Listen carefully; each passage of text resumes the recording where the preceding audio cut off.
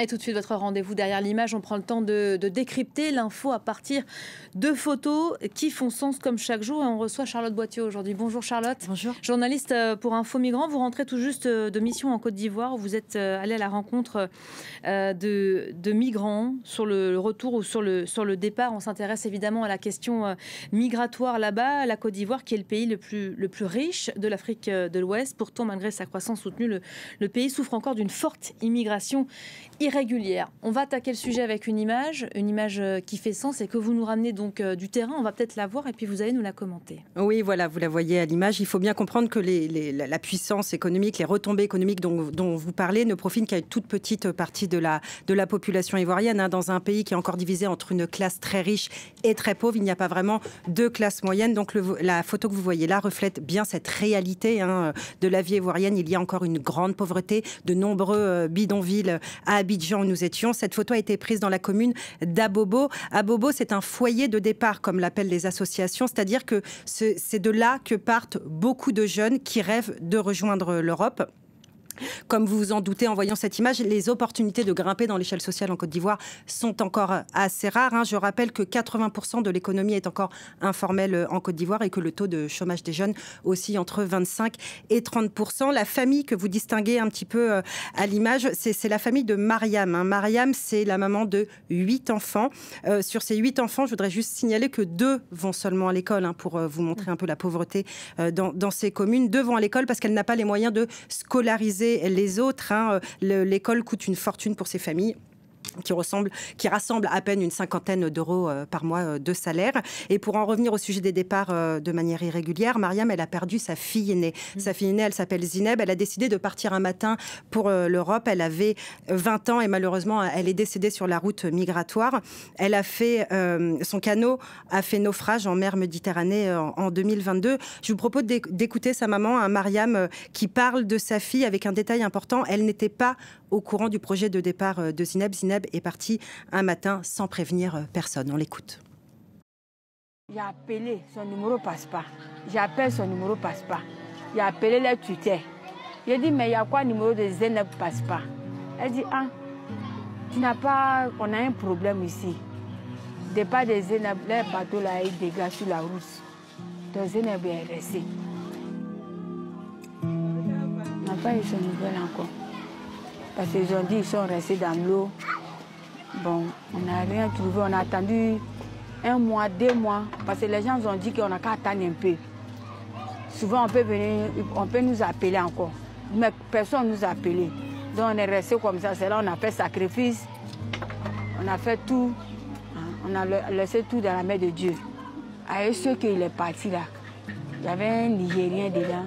Le jeune a dit, Zineb est resté. Parce que Zineb était accroché sur lui. Donc d'ici, quand ils ont appelé, ils n'ont qu'à venir les aider. D'ici, les gens vont venir pour venir intervenir. Zineb est descendu.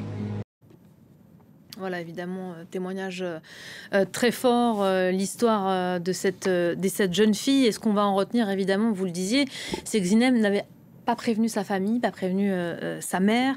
L'immigration irrégulière est un sujet extrêmement sensible au Côte d'Ivoire. C'est un sujet dont on ne parle pas publiquement. Oui, exactement. Et c'est même surprenant comparé à d'autres pays où Info Migrants est allé en reportage. Je pense notamment au Sénégal, où on a rencontré des jeunes candidats au départ qui voulaient partir en Europe et qui parlaient publiquement de ce projet. À Abidjan, c'est tout le contraire, en fait. Les Ivoiriens qui veulent tenter leur chance en Europe, en fait, cachent complètement leur projet, c'est-à-dire qu'ils n'en parlent ni à leurs parents, ni à leurs amis. En fait, ils disparaissent tout simplement un matin. C'est ce qui est arrivé à Mariam. Donc, comme vous l'avez dit, Zineb lui a déposé son fils. Elle avait un fils de 4 ans. Elle lui a déposé un matin, lui disant « Je reviendrai le chercher ce soir après le travail ». En fait, elle n'est jamais revenue.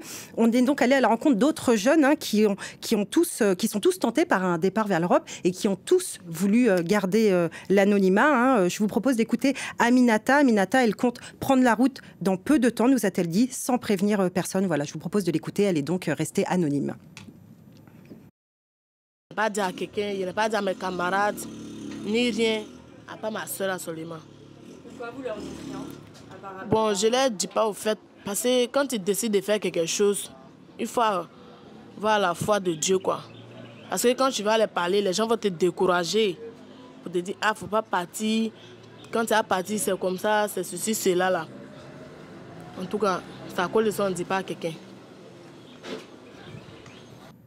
Voilà, il y a aussi beaucoup de candidats qui partent, et comme je vous l'ai dit avec le cas de Zineb, qui ont des enfants. On a aussi rencontré un jeune, Durand, qui aussi a témoigné à visage caché et qui nous a expliqué que lui avait 2 enfants, 3 ans et 5 ans, et qui comptait aussi les déposer à la dernière minute à ses parents, puis directement partir vers l'Europe. Alors évidemment, les associations ivoiriennes qui luttent contre l'immigration irrégulière nous ont beaucoup parlé de cette immigration cachée, puisqu'on a voulu savoir pourquoi est-ce autant tabou, pourquoi en fait les jeunes gardent ce projet secret jusqu'au bout. Je vous propose d'écouter aussi Frédéric Agouzi. Il travaille pour l'association Réali, qui va souvent à la rencontre de ces jeunes qu'il essaye d'identifier, qui veulent partir sur le terrain. Un projet de migration, un projet de voyage, je dirais, peu importe la forme sous laquelle cela doit se passer, dans notre communauté reste un projet secret. Voilà, un projet secret en ce sens où il y a des superstitions selon lesquelles, lorsque un projet de voyage est rendu public, il y a de fortes chances que le projet ne réussisse pas. Voilà, donc comme vous l'avez entendu, il parle beaucoup de superstition, de sorcellerie. C'est encore 2 notions très ancrées dans les esprits en Côte d'Ivoire. Il y a aussi l'argument du découragement qu'évoquait Aminata. On a peur que ses parents nous dissuadent de faire le voyage. Il y a aussi évidemment l'influence des réseaux sociaux. On voit des vidéos d'amis partis avant eux sur la route migratoire, qui sont arrivés en Europe et qui postent des photos sur TikTok ou sur Facebook. Alors ces départs cachés, il faut bien comprendre que c'est pas le fait de quelques personnes. C'est vraiment un vrai sujet dans les communes pauvres d'Abidjan. En une semaine, nous, de reportage, on a vraiment rencontré des dizaines de personnes, des dizaines de personnes qui nous ont parlé de proches qui avaient pris secrètement la route de l'Europe. En fait, tout le monde semble connaître quelqu'un qui un jour a disparu soudainement sur la route de l'exil. Des départs surprises, évidemment, qui sont très durs pour les proches, on n'en doute pas. Ils sont surtout très risqués aussi. Mais oui, parce qu'un départ caché, on s'en doute, c'est un départ mal préparé. Je rappelle que de manière générale, les départs de manière illégale vers l'Europe sont toujours très risqués. Les routes migratoires sont vraiment très risquées. Mais là, il y a vraiment une méconnaissance assez inquiétante de la route migratoire. C'est les ONG que nous avons rencontrés qui nous en parlent. Puisque comme on n'arrive pas à identifier ces jeunes qui veulent partir, on ne peut pas les prévenir des dangers qui les attendent. Frédéric Agouzi, que vous avez entendu, nous a bien dit, je le cite, « Les jeunes Ivoiriens qui veulent prendre la route ne savent pas de quoi ils parlent, ils ne se renseignent pas bien, ils ne connaissent pas la réalité du périple. » Et c'est vrai, nous, sur le terrain, quand on est allé à la rencontre de ces jeunes, on a par exemple rencontré des personnes qui ne savent même pas quel pays ils vont traverser pour rejoindre l'Europe. Ils ne savent pas s'ils vont passer par le Mali, par le Maroc et envisager la route des Canaries, ou par exemple passer par le Niger, la Libye et la traversée de la Méditerranée. On a même croisé des jeunes qui pensent qu'une fois arrivés dans un pays du Maghreb en transit, ils pourront travailler légalement et puis tout simplement demander un visa pour prendre un billet d'avion vers la France. Évidemment, tout cela est faux. Ce sont des fausses informations, des fake news qui sont véhiculées par les passeurs qui profitent de cette incrédulité de tous ces jeunes pour les attirer dans leur filet. La voie légale, c'est pas une option pour les Ivoiriens qui sont tentés par l'Europe aujourd'hui? Non, les associations nous ont bien expliqué que les dossiers de visa qui sont déposés pour un départ en France sont très rarement acceptés. Donc en fait, les jeunes ne se tournent même plus vers cette option.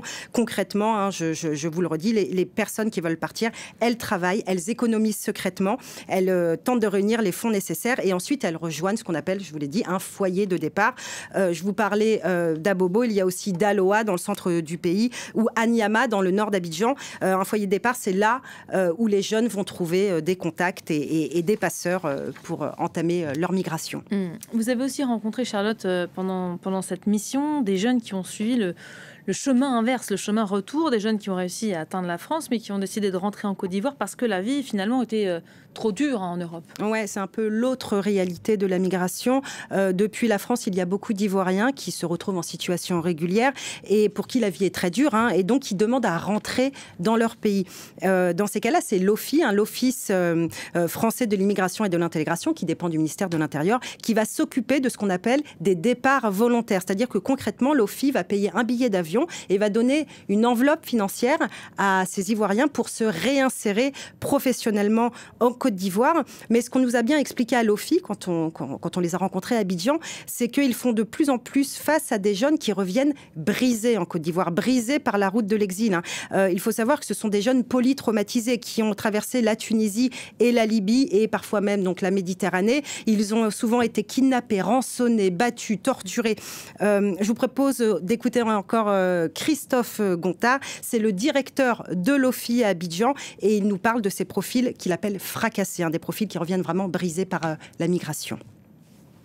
Alors c'est un public qui nécessite un accompagnement un petit peu plus précis, dans la mesure où ce sont la plupart du temps des jeunes qui ont peu d'expérience professionnelle, qui ont peu de formation de base et qui parfois ont vécu sur leur parcours des vies un peu compliquées, qui ont des séquelles d'un traumatisme vécu lors du parcours migratoire.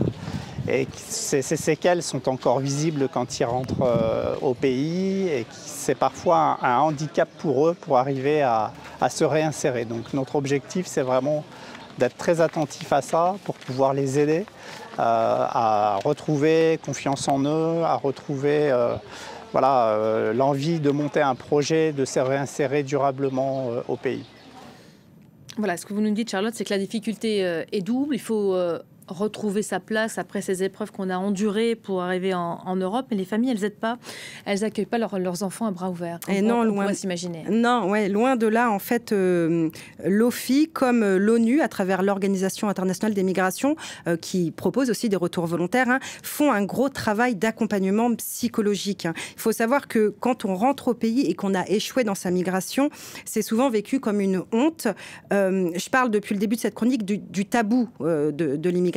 Mais il y a aussi des familles qui investissent sur un jeune, c'est-à-dire des familles qui vont payer les passeurs, payer le périple, payer parfois les rançons quand on est kidnappé sur le chemin de l'exil. Et donc, en fait, elles investissent tellement sur le jeune. Et quand ce jeune rentre au pays sans avoir réussi, sans rapporter d'argent... C'est une immense déception. C'est une immense déception. Donc, il y a beaucoup de jeunes qui cachent parfois même leur retour à leur famille. Il y a aussi des familles qui rejettent tout simplement leurs enfants. Il y a aussi une honte très personnelle. C'est le cas d'Aboubacar. Aboubacar, on l'a rencontré aussi à Abidjan et lui, il a été coincé longtemps en Tunisie, il a été torturé là-bas. Quand il a été rapatrié, pourtant il a été accueilli avec tendresse par sa famille, il a réussi à remonter un petit commerce en ligne, mais il se dit extrêmement honteux, extrêmement déçu. Il nous a dit, moi je voulais viser plus loin, je voulais plus que ça. Depuis que je suis enfant, je rêvais d'aller en France. Voilà, espoir déçu après ce trajet. Merci beaucoup, Charles.